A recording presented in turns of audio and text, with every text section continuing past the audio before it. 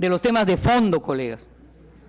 Porque si aludimos a la vida de personas, desde el punto de vista de las mujeres, y creo tener la legitimidad para opinar sobre la materia, desde que tengo 18 años estoy en la defensa de la causa de las mujeres, y tengo opiniones escritas sobre la materia, y nadie me puede decir a mí que yo estoy intentando generar una correlación por un tema de coyuntura vinculada a la pareja del actual mandatario. He venido, colega, porque es un tema de fondo que concierne a los derechos de las mujeres. Y yo no voy a hacer aquí un asunto de corte coyuntural, mediático, de confrontación política. Hay datos empíricos que están contenidos en el dictamen, colega, que es un tema, por supuesto, de fondo, de amplia dubitación, y desde el punto de vista de las mujeres, de algunas, yo diría que de la mayoría de las mujeres que somos congresistas, está de por medio la vida, sí pues, pero principalmente la vida de miles de mujeres, sobre todo la vida de mujeres jóvenes y de mujeres pobres, porque esas son las mujeres que lamentablemente no pueden acceder a los servicios de salud para recibir el anticonceptivo oral de emergencia, ese que un fallo altamente cuestionable del Tribunal Constitucional impidió entregar a las mujeres que son víctimas de una violación. Eso es lo que tenemos que discutir hoy día. En lo que a nosotros concierne, colegas, ese es el tema que hemos venido a discutir aquí. Yo no he venido aquí a avalar a la señora Nadine Heredia. Yo he venido aquí a discutir el tema del aborto de la mujer violada. Ese es el tema. Y empecemos pues con los datos empíricos. Esos temas empíricos tienen que ver con datos de que, por ejemplo, en Lima, como lo dice el dictamen, 10.3% de mujeres, y en el Cusco 11.3%, experimentó violación sexual a partir de los 15 años por una persona distinta de su pareja. Y lo que dice la moderna victimología, estimados colegas, es que después de recibir la agresión sexual, después de ser víctima de violación, esa víctima se somete a la segunda violación, la violación del proceso penal y de la investigación policial. Yo sí he estado en procesos, colegas, en que a niñas víctimas de violación, secretarios de juzgado le exigían por qué no había guardado las pruebas que acreditaran el hecho de la agresión sexual. Y después esas niñas tienen que someterse a la tercera victimización, que tiene que ver con la percepción del entorno social, de su naturaleza, de personas que ya han sido parte de una relación de naturaleza sexual. El Perú es el país donde se presenta el mayor porcentaje de denuncias por violación sexual en América del Sur, 22.4 por cada 100.000 habitantes. De esas, 78% corresponde a mujeres menores de edad. Pero ¿cuál es la racionalidad, colegas, que está a la base de esta acción de más de 50.000 mujeres a lo largo y ancho del país? ¿Dónde está el elemento de equidad, de proporción, de justicia, de dignidad? Ese elemento, colegas, tiene que ver con que las mujeres levantamos en el paradigma constitucional contemporáneo el derecho a la libertad sexual y el derecho a asumir la maternidad como producto de una opción de libertad y no como producto de una agresión sexual. ¿Cómo es posible que una mujer tenga que imponérsele el deber de maternidad luego de haber sido víctima de una terrible agresión sexual, generalmente en banda, colegas? Y generalmente por eso se produce la concepción, porque al ser la agresión en banda, generalmente, lamentablemente, la menor agredida queda en el espacio del embarazo precoz. La mayor cantidad de mujeres que tienen esta problemática de violación, colegas, tiene que ver con el aborto en razón de violación sexual en banda. Es un escenario que afecta a las mujeres en general y a las menores de edad en particular. Pero el raciocinio de fondo es obligatorio, es correcto, es ético, es ponderado, responde a la dignidad de una mujer, sobre todo joven y menor de edad, obligarle a ser madre luego de que ha sido producto de una agresión. En doctrina penal, colegas, eso se llama un hecho que está no como producto del deber, sino mucho más allá del deber. ¿Es posible exigir como deber imponer la maternidad a una mujer que ha sido agredida sexualmente? ¿O la maternidad en el mundo contemporáneo tiene que ser, en el fondo, el ejercicio de una práctica de libertad? Este acto supererogatorio que está más allá del deber, en el derecho contemporáneo, colegas, ya no se obliga, menos se criminaliza.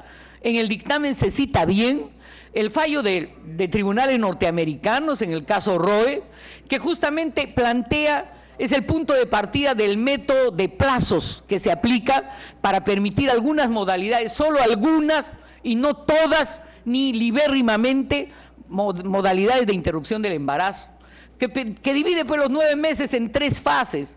La primera fase, ¿no?, que tiene que ver con el desarrollo biogenético del embrión, donde se permite la posibilidad de esa interrupción, en general, no solo en caso de violación, sino en general en el caso norteamericano.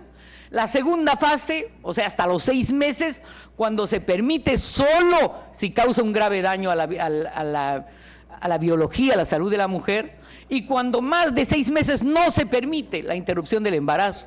Y entonces la alternativa que plantea el dictamen no es una alternativa de profusión, de permisibilidad absoluta del aborto, sino solo es la posibilidad de la permisibilidad del aborto de la mujer violada, o cuando en el caso de la fecundación in vitro, esta le es impuesta a la mujer.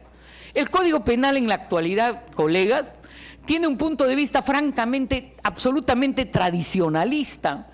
Criminaliza, no criminaliza la interrupción del embarazo producto de la violación del marido, con lo que institucionaliza en el fondo el feudal derecho de pernada de la Edad Media. O sea, el marido puede violar a su mujer, ¿no es cierto? Y esa no es una conducta criminalizada.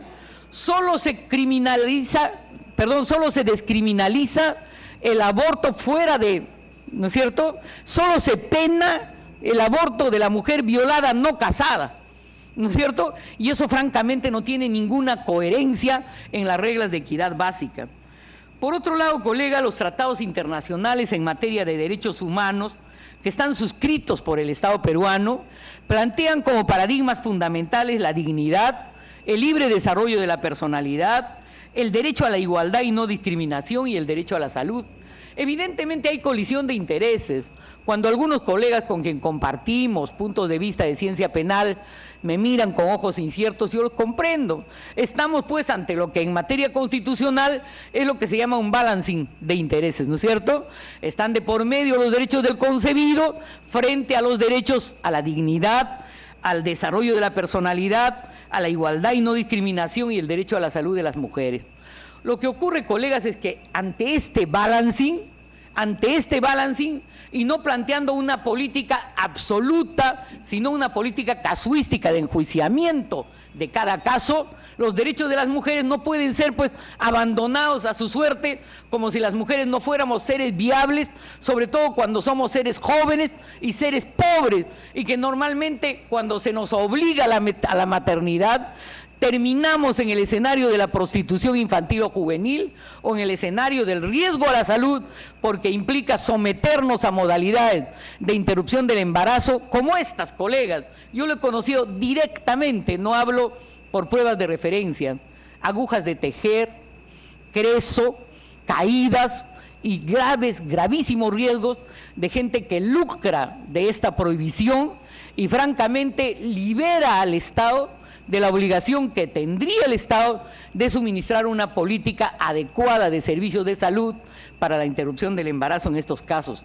Ha habido un caso que se ha llevado a la Corte Interamericana del Perú, que tenía que ver con una puber que estaba en una circunstancia de embarazo y que se le iba a interrumpir el embarazo en el Hospital Loaiza. Aquí está un colega que trabaja en ese nosocomio y probablemente conoce esa casuística, y yo recuerdo que el director en esos momentos era alguien que después fue una autoridad en el Consejo Nacional de la Magistratura y con quien yo compartía ideología esos tiempos, pero se opuso a que le interrumpieran el embarazo, a pesar que esa chica tenía un bebé anencefálico. Un bebé anencefálico es el caso de KL, que implica que ese feto en el vientre materno iba a morir o iba a morir inmediatamente después del nacimiento, pero se le impuso la obligación de maternidad y en ese caso del bebé anencefálico el cuerpo de la mujer crece de un modo absolutamente deforme y crea serísimos riesgos para la salud.